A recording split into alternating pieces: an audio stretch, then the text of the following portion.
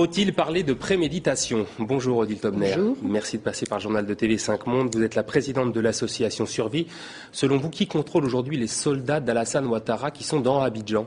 Eh bien, ce qu'on voit d'après les reportages dans Abidjan, c'est qu'il s'agit de troupes qui n'ont pas beaucoup de commandement, qui sont incontrôlées. On ne voit pas s'exercer un quelconque commandement, mais on voit des troupes qui se livrent, semble-t-il, de façon tout à fait anarchique à des pillages, à des exécutions sommaires, à des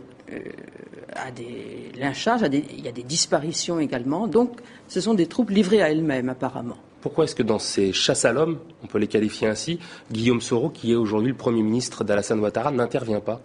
Eh bien, il devrait, effectivement, puisqu'il est lui-même un ancien chef de ces troupes du Nord, mais il y a beaucoup de commandants de zone et il ne semble pas y avoir une chaîne de commandement qui puisse contrôler ces troupes.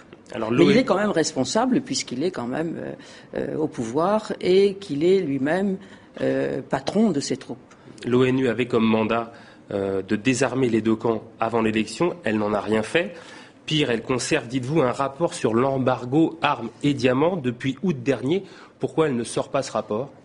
Eh bien parce que probablement il y avait des observations justement sur la non-exécution de l'embargo et sur les filières d'armement qui étaient toujours actives.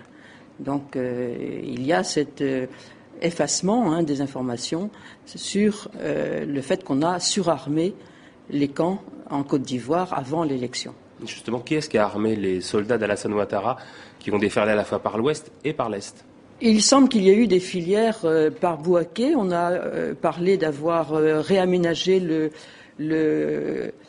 l'aéroport de Bouaké pour qu'il puisse accueillir des gros porteurs qui venaient. Donc ça passait également par le Burkina.